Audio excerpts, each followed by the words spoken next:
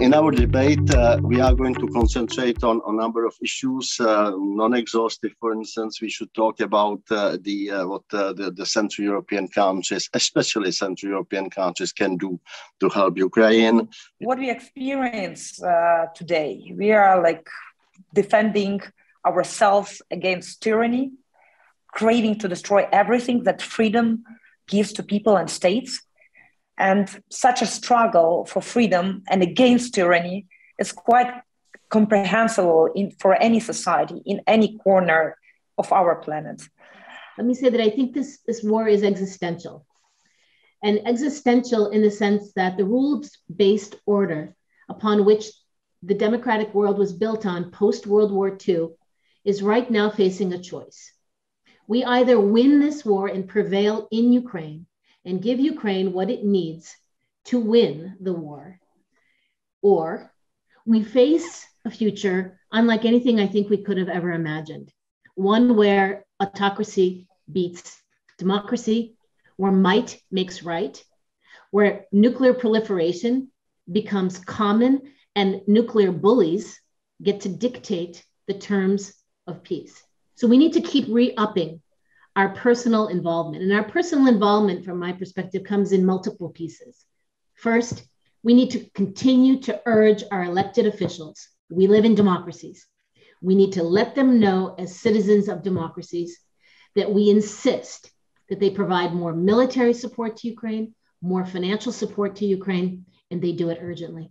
Second, as individuals, we need to pay attention to what the business community is doing in Russia. And here I believe very strongly that we need to do everything possible to isolate the Russian economy. Isolating the Russian economy has to do with, yes, sanctions from the EU, sanctions from the United States and other democracies globally, which can be much broader, much deeper, much more all-inclusive than they are today. But also self-sanctioning on the part of businesses who are today continuing to operate in Russia, continuing to pay taxes. Those taxes are paying the salaries of the war criminals. And when we see a company like Metro of Germany or Mondelez in the United States that continues to do business there, we need to boycott the products and the services of those businesses. We as consumers, as investors, as shareholders, need to say that that is not what we expect of stakeholder capitalism in the 21st century. That is not acceptable.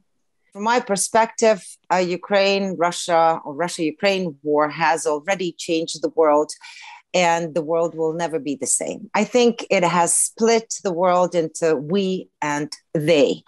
And I think that we as Western civilization, I think that we as people, nations, societies, countries that are basing their views on real values, that are basing their views on human rights, on rule of law, on democracy, on economic freedoms.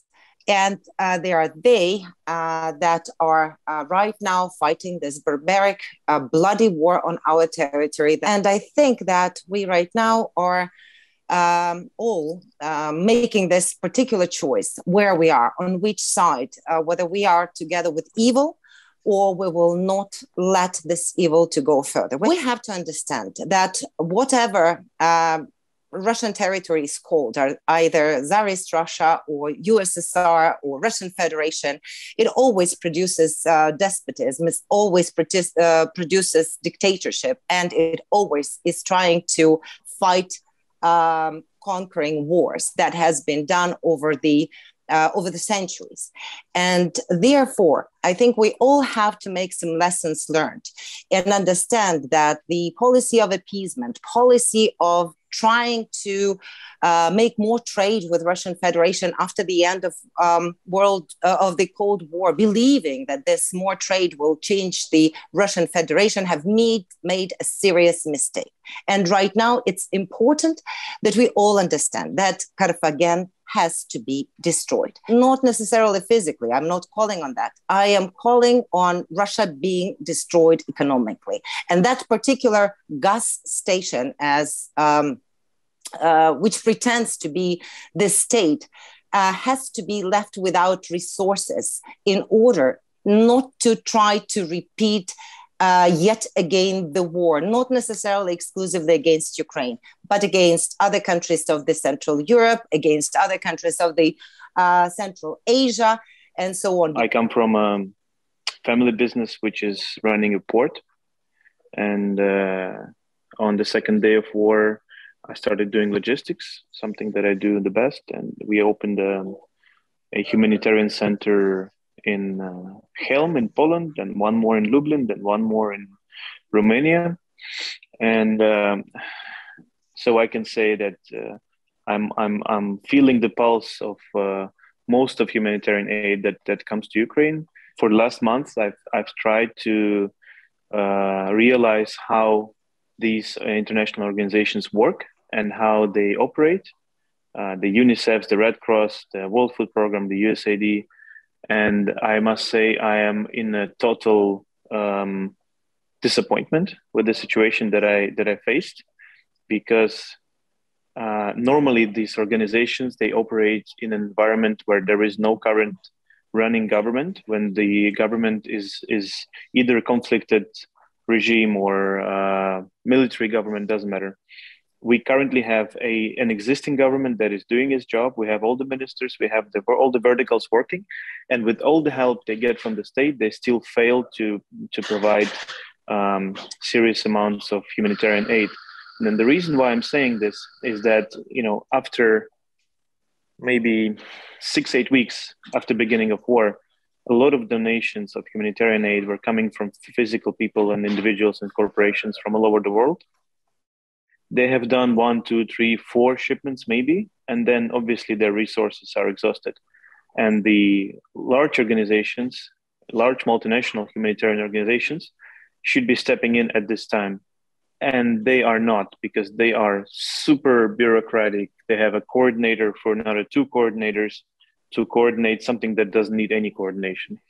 And it's been a very frustrating experience. So my goal on this panel is to raise awareness about those humanitarian organizations and try to get as much pressure towards them as possible, and tell them to stop talking and finally start acting and providing aid where it's needed. If you build a glass factory to produce windows, that would be a social entrepreneurship and a great business model at the same time.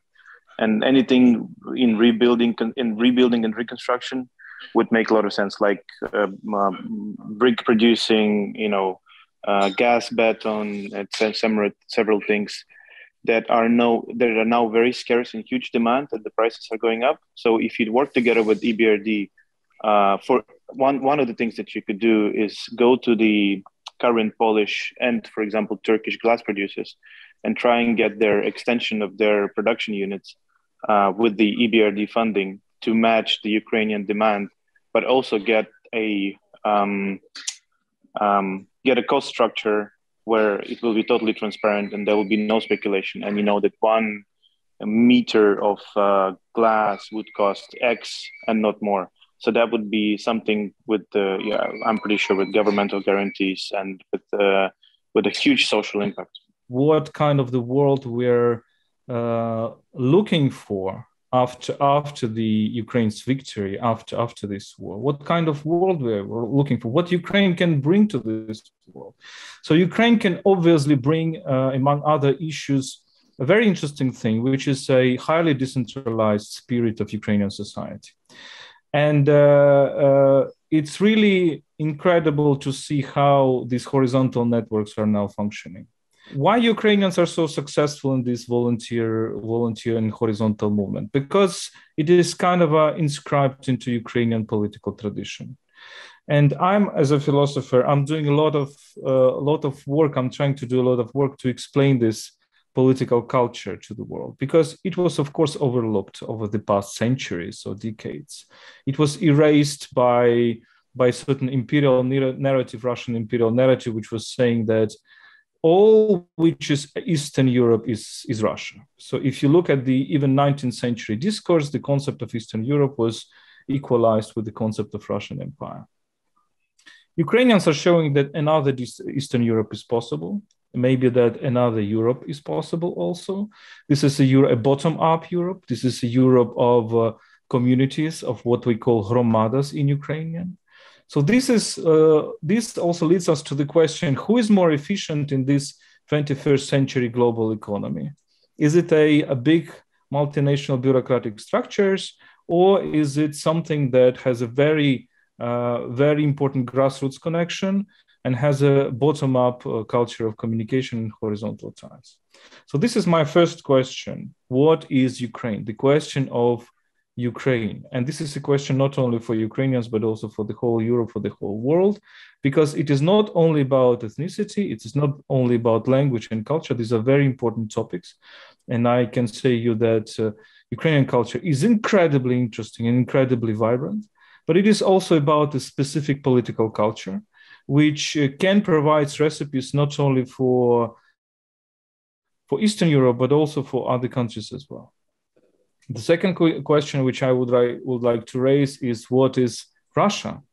And here we also have a misunderstanding, I think. Russia has been perceived as a nation state for many centuries. It has never been a nation state. The very idea of Russian statehood comes from in the late 15th century, from the idea that it is taking over the empire, the Byzantine Empire. So Russia has never been a nation state. And that means it has always been an empire.